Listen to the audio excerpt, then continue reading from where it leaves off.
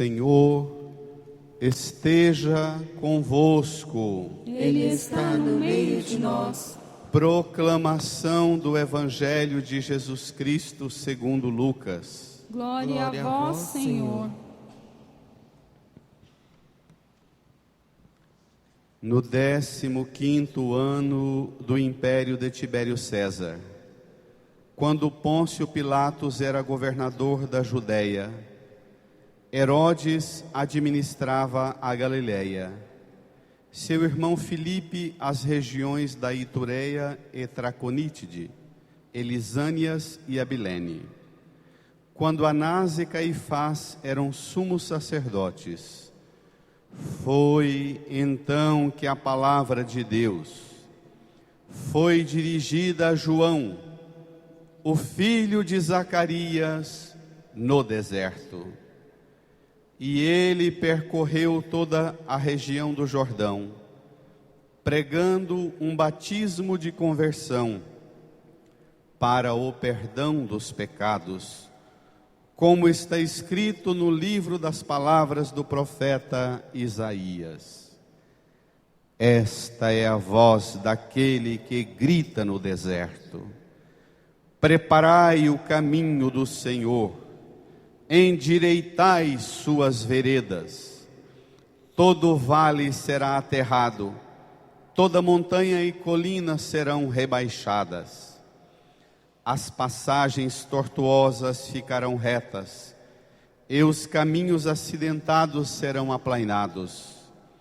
E todas as pessoas verão a salvação de Deus.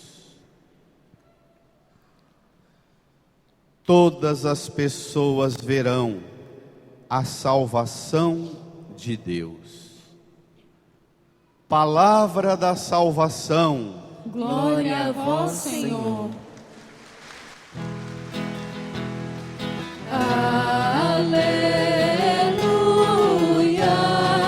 aleluia, aleluia, aleluia.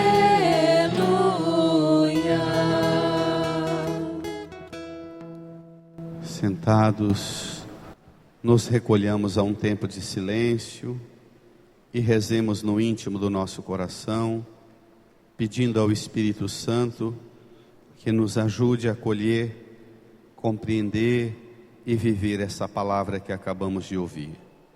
Rezemos no silêncio.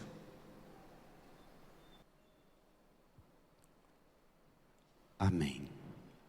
Queridas irmãs e irmãos, estamos na segunda semana de preparação para a vinda do Senhor. Dizíamos domingo passado que nós celebramos a preparação para o Natal de olho e ouvido atento nas múltiplas, nas várias vindas do Senhor.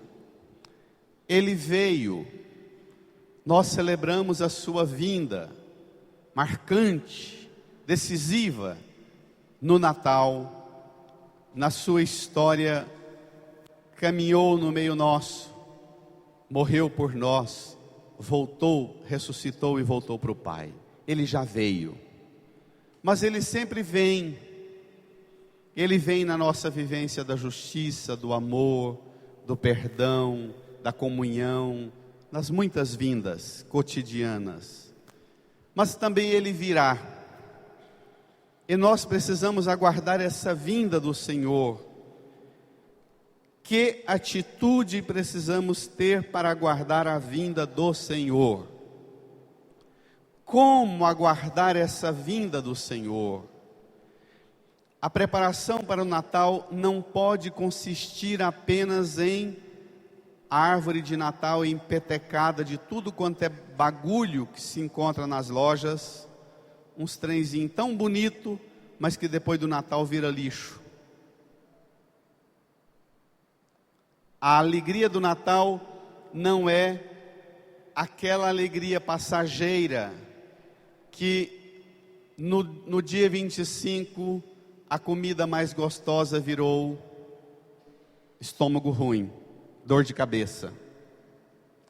Domingo passado, nós vimos Jesus nos falar que tem 3 coisas perigosíssimas em nossa vida que tornam o nosso coração o quê? O coração o quê? O coração o quê, igreja? Insensível. Quais são as 3 coisas? Grita. A gula, a embriaguez e as preocupações da vida. Temos que guardar isso. Que bonito que vocês guardaram. Nós temos que fazer a nossa memória ser o depósito vivo da palavra de Deus. Quanto mais a gente guardar e memorizar esse conteúdo da palavra, menos coisa ruim vai caber na cabeça e no coração nosso.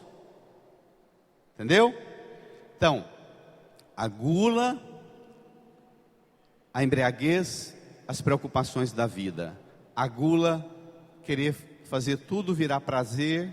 A embriaguez, tudo virar distração.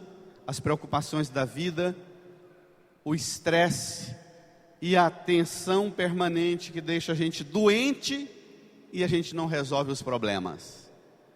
Hoje também o Senhor nos dá umas dicas importantíssimas de como preparar a vinda dele. Coisas que podem tornar a nossa vida doente, nosso coração, nosso espírito, nossa alma, nossa sociedade doente, ao ponto de não acolhê-lo. Tomem o Evangelho comigo. Número 8 do seu folheto. Domingo passado, a gente estava no capítulo 21 de Lucas. Hoje a gente vai lá para o comecinho do Evangelho de Lucas, no capítulo 3, versículo 1 até o 6. Vamos lá? É bacana porque Lucas começa o Evangelho, tem toda aquela história do anúncio do anjo a Maria, a visita a Isabel, o nascimento de João Batista, o nascimento de Jesus, a fuga para o Egito. Depois, no capítulo 3, inicia a história do impacto da vinda de Jesus com João Batista. E Lucas começa falando da missão de João Batista, descrevendo qual é a ordem dos poderes no mundo. Olha lá, todo esse primeiro parágrafo. No 15º ano do império de Tibério César, quando Pôncio Pilatos era governador da Judéia, Herodes administrava a Galileia, seu irmão Filipe as regiões da Itureia e Traconítide, Elisânias e Abilene. Quando Anás e Caifás eram sumos sacerdotes. Comigo, igreja, bem firme.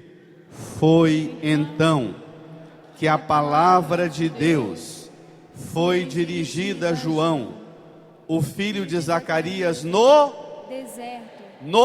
deserto. Bacana porque fala dos grandões do mundo. Tibério César, imperador, Pilatos, Filipe, Herodes, Anás, Caifás, os grandões da política, da economia, da religião, os sumos sacerdotes. E aí aparece João Batista, uma figura quase insignificante, lá no deserto. Uma coisa bacana. João Batista inicia a missão dele onde? E Jesus também, assim que Jesus é batizado, o Espírito Santo leva Jesus para o deserto, onde ele reza e faz jejum durante 40 dias e 40 noites. Então, João Batista retoma a solidão que o povo perdeu. Aquela solidão dos 40 anos que o povo caminhou no deserto até chegar à terra prometida. O Salmo diz: foi no deserto que eu te chamei, que eu te formei, meu povo. O deserto foi o lugar onde Deus formou para ele um povo, onde Deus forma cada um de nós. O que é esse deserto hoje? Domingo passado, na pregação, eu dizia que a gula significa os prazeres. O tempo inteiro a gente quer ter prazer. A embriaguez representa a distração. A gente quer sempre fugir do problema, ouvindo música o tempo inteiro, no celular com aquele fone de ouvido, no carro sempre com o som ligado, em casa sempre com a televisão ligada, o rádio ligado, o computador ligado. A gente está sempre distraindo. Deserto é uma coisa que nós morremos de medo dele. E talvez seja por isso que nós sejamos um povo tão vazio de Deus. Não existe a possibilidade de alguém ter intimidade com Deus, de alguém conhecer a Deus, de alguém criar um vínculo de afeto com Deus. Não existe a possibilidade se cada um não se submete a um caminho de deserto. O que é o deserto? Deserto é onde não tem? Tem nada. E por isso, quando você fica no deserto, fica só você, sua consciência e Deus, mais nada.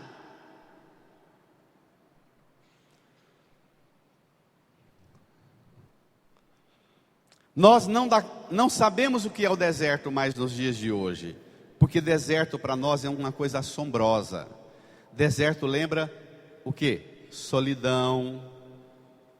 Deserto lembra o quê? Fome, sede, e a gente é da gula, a gente é da embriaguez, não é? Deserto lembra o quê? Insegurança, você não tem proteção nenhuma, não tem um porrete para você bater num fantasma, numa onça, onça não, né, que não dá onça, mas leão, para matar uma cobra no deserto. Deserto é o lugar onde você não tem arma, você não tem proteção, você não tem abrigo. Não tem o pé de mamona de Jonas no deserto para você ficar debaixo. Deserto não tem abrigo, não tem bebida, não tem comida, não tem internet, não tem celular, não tem Wi-Fi, não tem WhatsApp. Deserto é o lugar da ausência total de seguranças, de distrações. Sabe que uma das maiores causas de perda de vocação nos conventos das freiras e nos seminários para nós padres, sabe que uma das maiores causas é que os jovens entram para o seminário ou para o convento e não dão conta de viver sem celular? Sabia disso? Não dão conta de viver sem internet. A partir do dia que entra, fala, olha, aqui tem uma disciplina de vida, de oração, de trabalho, de silêncio, de escuta de Deus, que você precisa desligar o seu contato com o mundo externo. O convento tem que ser um ambiente de deserto. Não dá para pensar a casa de um padre e de uma freira que você entrando lá não entre num deserto. Mas também a casa de cada um de nós, o quarto de cada um de nós, deveria ser um ambiente de deserto. Deserto como lugar onde eu experimento o encontro, eu comigo mesmo, eu com Deus, eu com o meu próximo, mais nada. Eu comigo, eu e Deus, eu e meu próximo, mais nada. Não tem subterfúgio, não tem fuga. Quando a gente vai para o deserto, na igreja, antigamente a igreja era o lugar do deserto. As igrejas ficavam abertas e as pessoas iam muito na igreja durante o dia, enquanto a igreja estava aberta e sozinha. Era muito comum. Hoje em dia não. Às vezes eu estou aqui durante o dia, ou antes da missa, ou depois da missa. As pessoas entram aqui dentro da igreja, do jeito que elas vêm da rua, elas entram aqui dentro e atravessam de uma porta para outra. Entra, já pega o celular e começa a tirar foto, e fazer pose, e conversar, telefona, mas sem nenhum zelo. O templo, a igreja, deveria ser o lugar onde a gente chega, mete o joelho no chão, meu tempinho de 1 minuto, de 30 segundos, ou de meia hora, meu tempinho de deserto, eu, minha consciência e Deus. Hoje em dia não tem isso mais não, é impressionante. A igreja parece uma feira, às vezes tem mais silêncio lá na feira do que dentro da igreja. E aí, é que a gente perde grandes oportunidades na vida, porque se a gente vai para o deserto, se a gente cria ambientes de solidão,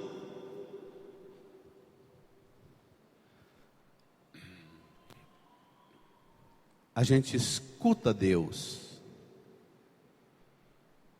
a gente pensa, a gente se recorda do que a gente falou e pensa, para que eu falei aquilo? A gente se recorda do que a gente fez e pensa, para que eu fiz aquilo? A gente se recorda do que a gente deixou de falar, deixou de fazer e pensa, por que eu não fiz tal coisa? Por que eu não falei tal coisa?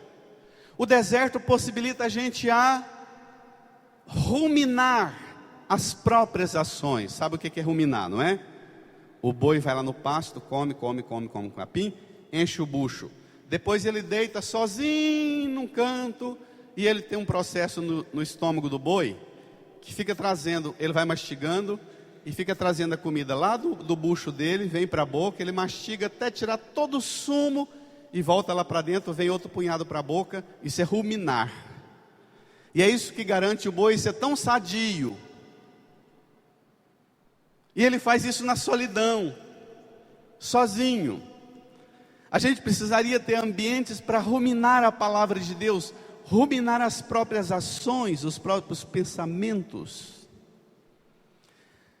Portanto, voltemos a João Batista no deserto. O que esse camarada fez no deserto? Versículo 3, tomem comigo. E ele percorreu toda a região do Jordão, pregando um batismo de conversão. Para os pecados. Olha que curioso. Do deserto para a região do Jordão. O rio Jordão é um rio de água doce, no meio de um deserto gigantesco. As montanhas da Samaria de cá, as montanhas da Jordânia de cá, as montanhas da Síria lá no alto, as montanhas da Judéia aqui para o fundo.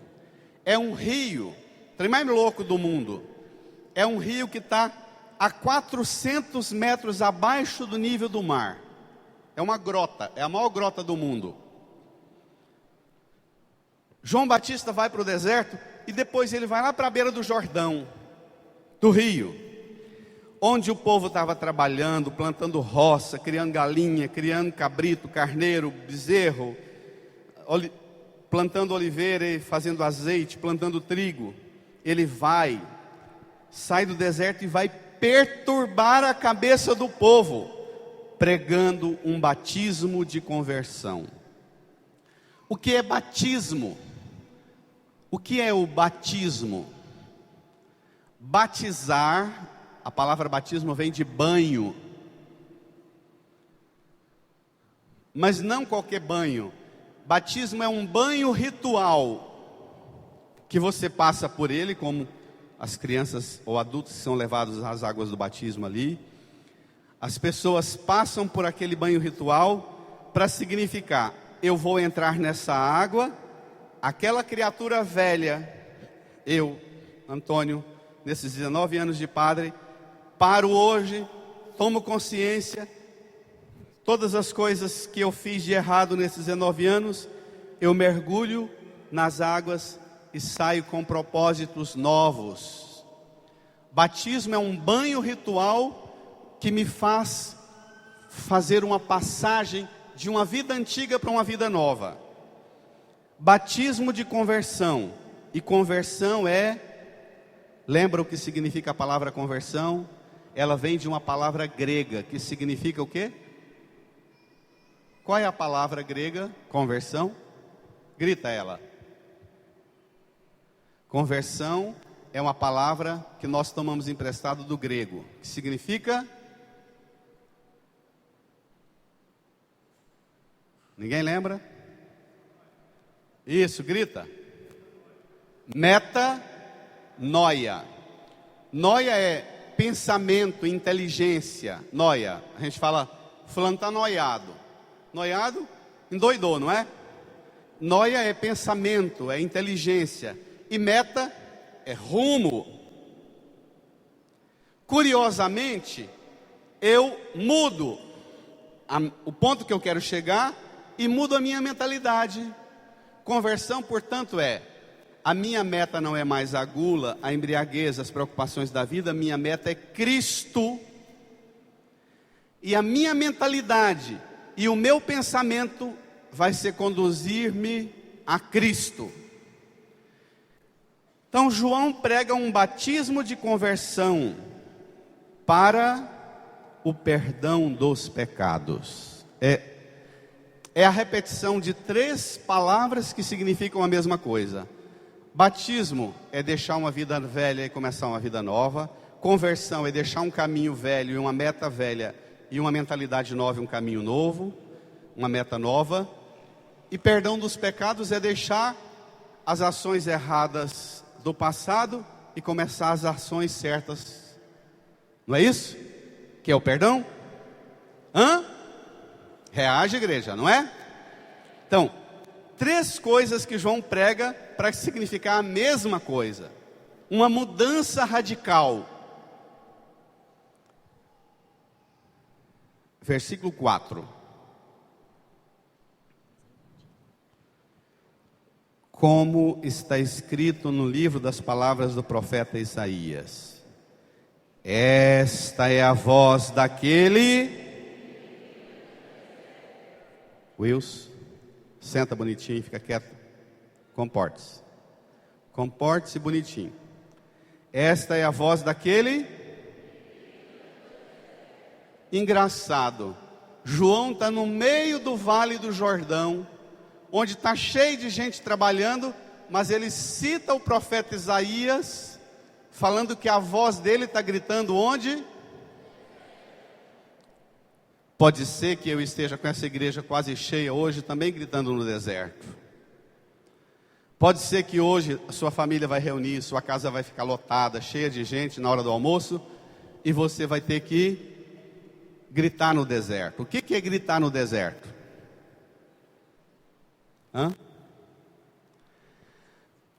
Gritar no deserto é falar com gente que está com a vida sem chuva, sem água, sem planta, sem flores, sem frutos. Tem muita gente assim hoje em dia. Gritar no deserto é você lá na sua casa, reúne sua família, vê todo mundo na correria, cada um se arrebentando por conta própria, cada um se estourando por conta própria. Você vai falar com a sua família, você tem a sensação de estar falando com nada. Isso existe? Gritar no deserto é você tem consciência que você deve falar, ainda que ninguém queira ouvir. Isso é gritar no deserto. E hoje em dia, nós estamos vivendo num tempo trágico. O que tem de velho e velha que nem eu, falando, padre, eu não falo mais porque não adianta. Adianta. grita no deserto, morre gritando no deserto. Você é mãe, você é pai, você é o único que deve pegar, olhar no olho, dizer: senta, você vai me escutar. Você é meu esposo, você é minha esposa, eu é que tenho que falar para você, você vai me ouvir. Gritar no deserto significa: ainda que ninguém queira ouvir, eu vou falar. E o que João fala é difícil de engolir. Ele fala citando o profeta Isaías. Ele grita no deserto, 2 pontos. Grita o quê? Vamos ver? Pega comigo. Preparai o caminho do Senhor. Oh, minha gente, se cada um de nós hoje voltar para casa, se cada um de nós hoje, ao invés de falar em comida, em bebida, em presente, em ceia de Natal, se cada um de nós essa semana dermos conta de dizer para cada um lá na nossa casa: prepare o caminho do Senhor na sua vida. Prepare o caminho do Senhor na sua vida. Tem mãe que enche o coraçãozinho de alegria, porque os filhos e os netos não vivem nada da fé. Nada. Mas de vez em quando os trem está bem petecado, chega no pai e na mãe e fala assim: ô mãe, reza para mim. Aí a mãe pensa assim: nossa, meu filho é bom, tá vendo, padre? Ele até pediu para eu rezar para ele. Não, é claro que você vai rezar para ele, mas você vai chamar o bichinho e dizer: vem cá, prepare o caminho do Senhor na sua vida. Você tem que preparar o caminho do Senhor na sua vida, entendeu? Como é que nós preparamos o caminho do Senhor na nossa vida? Olha, Paulo, na carta aos Tessalonicenses, diz para o povo que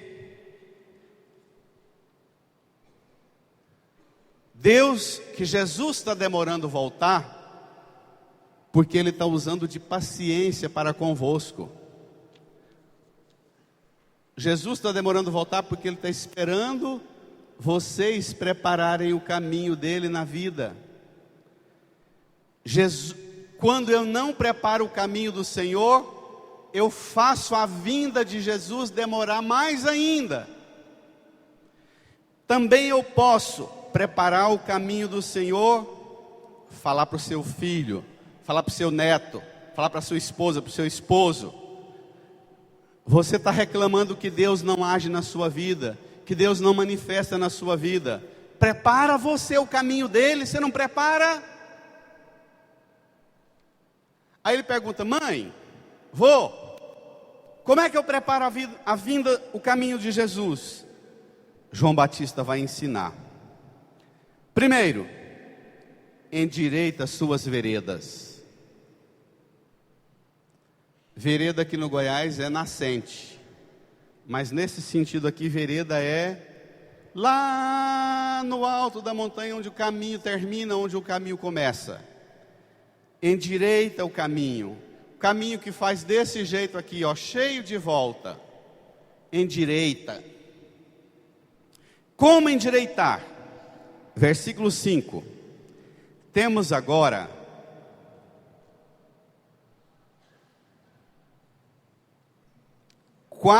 como domingo passado, 3 causas da doença do coração. Hoje tem 3 causas de um caminho que não deixa Deus chegar na minha vida e na sua vida. Versículo 5. Como é que eu endireito o caminho de Deus? Como é que eu preparo o caminho de Deus na minha vida? Versículo 5, toda a igreja comigo. Todo vale será aterrado, toda montanha e colina serão rebaixadas, as passagens tortuosas ficarão retas, os caminhos acidentados serão aplainados. Então, vamos por partes. O vale seja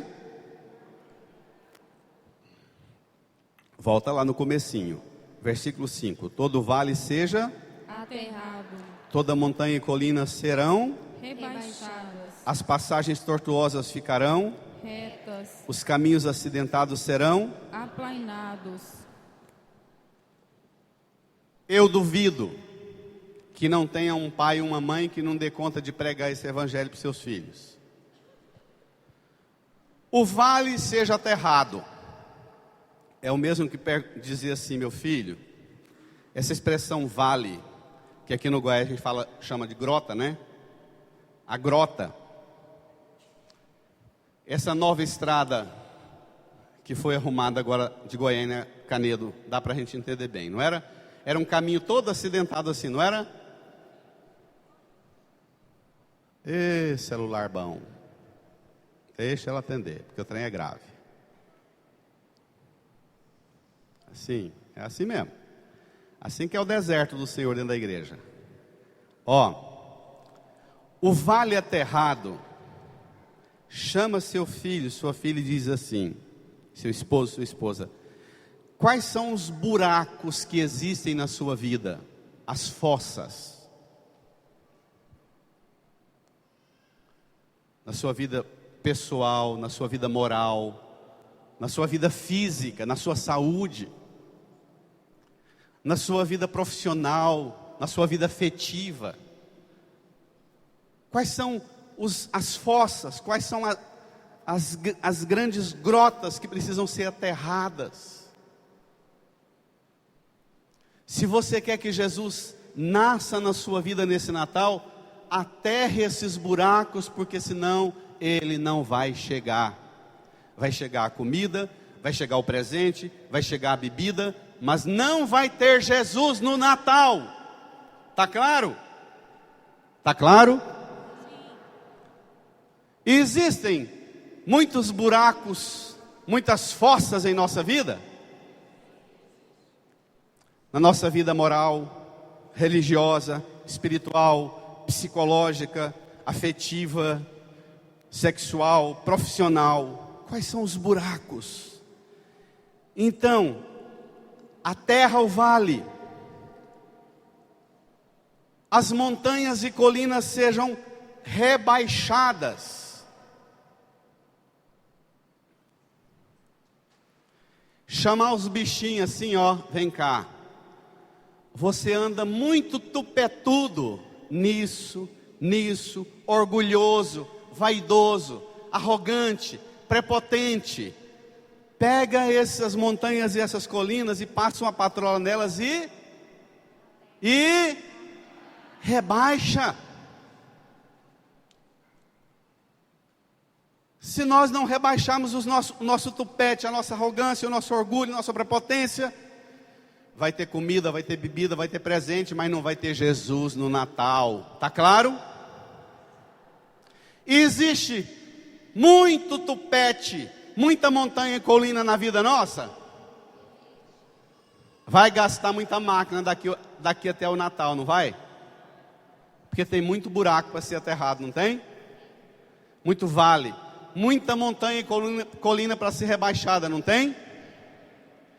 Você que conhece sua esposa, seu esposo, seu pai, sua mãe, seu filho, sua filha, você pode dar exemplos concretos que vale precisa ser aterrado, que montanha e colina precisa ser rebaixada.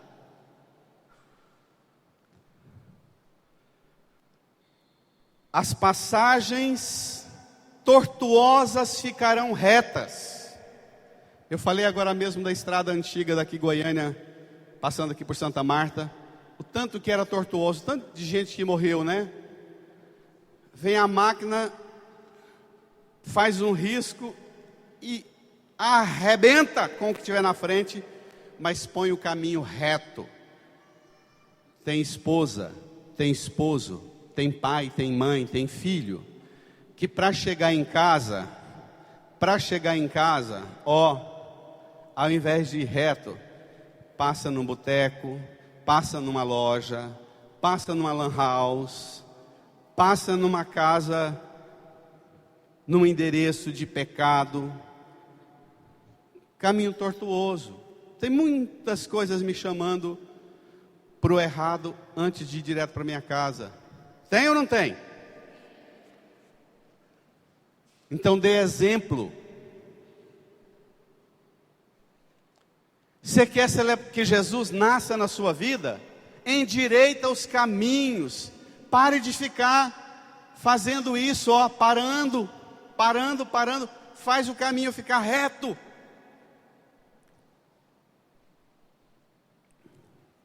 Último, os caminhos acidentados serão aplainados.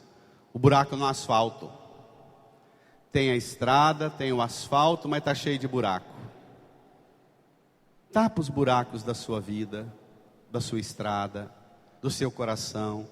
Tape os buracos da sua alma. É lindo, você olha de longe, tira a foto, a estrada está linda, mas quando você vai chegando perto, você vai vendo os buracos, né?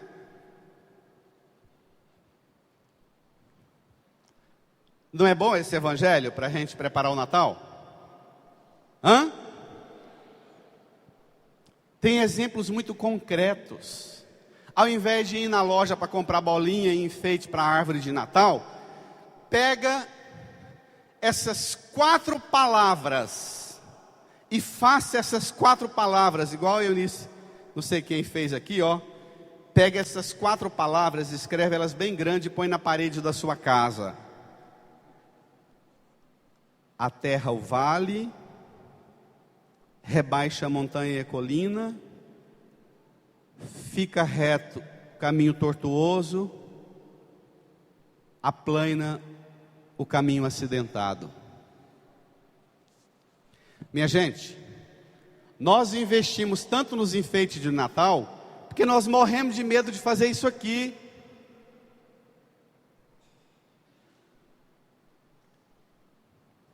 Se a gente fizer isso aqui, vai acontecer uma coisa extraordinária.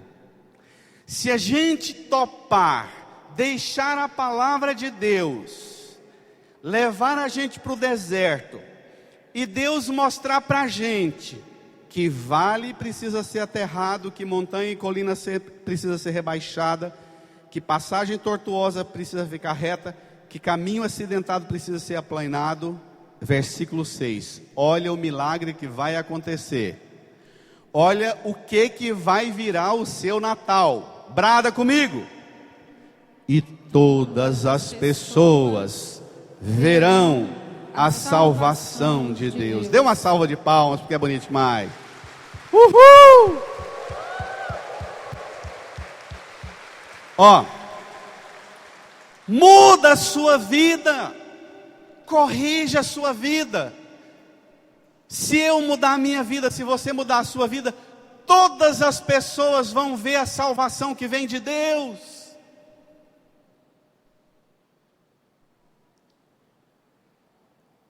Por que é que o mundo quer ver milagre? Quer ver graça alcançada? Eu vou lá, faço uma corrente poderosa de oração, faço uma corrente, um propósito com Deus, dou meu dízimo, minha oferta e Deus me faz um milagre. É mais fácil enfiar a mão no bolso e dar um dinheiro para Deus e pedir um milagre, do que eu pedir a Deus para me mostrar na minha vida quais são os buracos, quais são os tupetes que precisam ser rebaixados. Não é mais difícil? Hã? Eu quero ver nós deixarmos esse milagre aqui da palavra acontecer.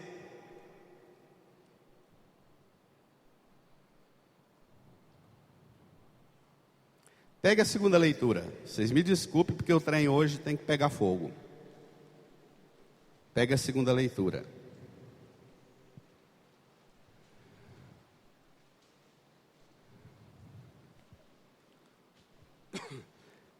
Carta de Paulo aos Filipenses, capítulo 1. Irmãos, sempre em todas as minhas orações rezo por vós com alegria, por causa da vossa comunhão conosco na divulgação do Evangelho, desde o primeiro dia até agora. Versículo 6, toda a igreja leia comigo. Tenho a certeza de que aquele que começou em vós uma boa obra, há de levá-la à perfeição até ao dia de Cristo Jesus. Olha que coisa linda. Você dizer isso para sua esposa, para o seu esposo, para o seu filho, para o seu pai e sua mãe. Deus começou em você uma boa obra. Deus vai levar essa boa obra à perfeição. Até o dia dele chegar, essa obra vai estar acabada. Não é bonito? Hã? Aí, Paulo vai dizer mais. Deus é testemunha de que tenho saudade de todos vós, com a ternura de Cristo.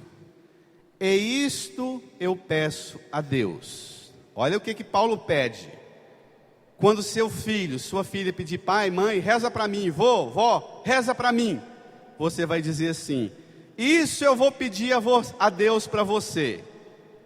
Leia comigo. Que o vosso amor cresça sempre mais, em todo conhecimento e experiência. Olha aqui, isso é uma oração boa para você rezar para filho. Meu filho, eu vou rezar por você.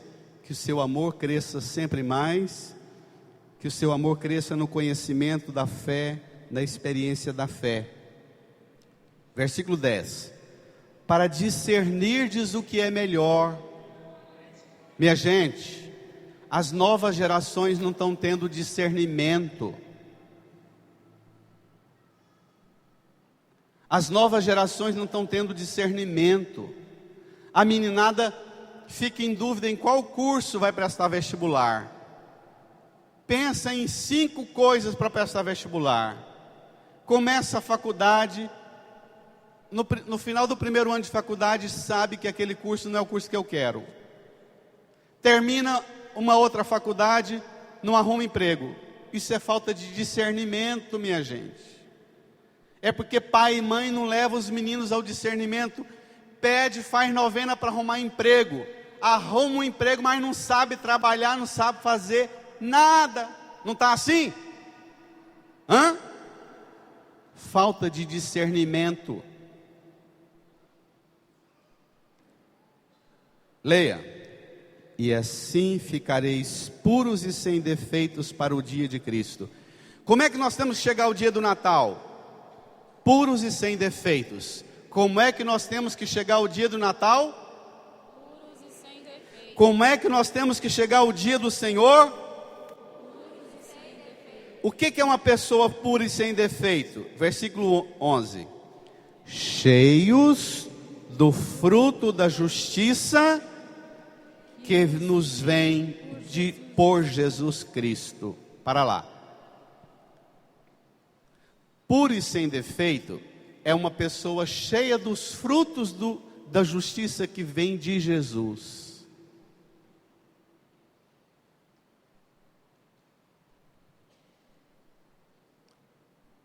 Uma pessoa pura e sem defeito é uma pessoa cheia dos frutos da justiça que vem de Jesus. Olha aqui para a cruz. O que vem de Jesus? Fruto da justiça que vem de Jesus.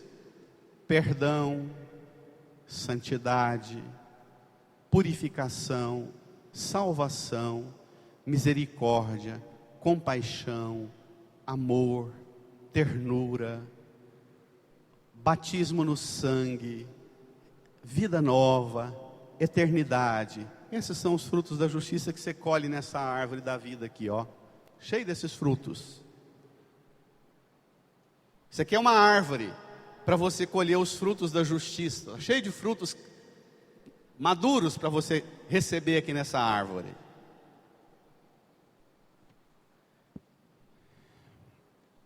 Incline a sua cabeça, põe a mão no seu coração. Peça a Jesus agora para ajudar você a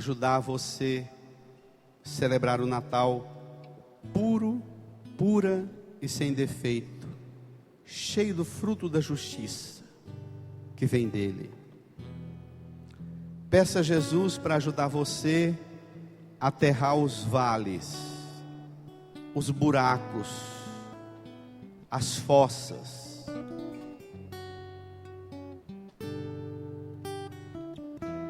Peça a Jesus para ajudar você a aterrar a erosão que o pecado fez na sua vida. Peça a Jesus para ajudar você a descobrir quais são as montanhas e as colinas que você tem que rebaixar na sua vida. O orgulho, a vaidade desordenada, a ambição desordenada, a arrogância, a prepotência. Peça a Jesus para te mostrar quais são as passagens tortuosas que precisam ficar retas. Que caminhos tortos você tem andado por eles? Que buraco na estrada da sua vida você tem que aplainar? Peça a Jesus e Ele vai te ajudar. Fale com Ele.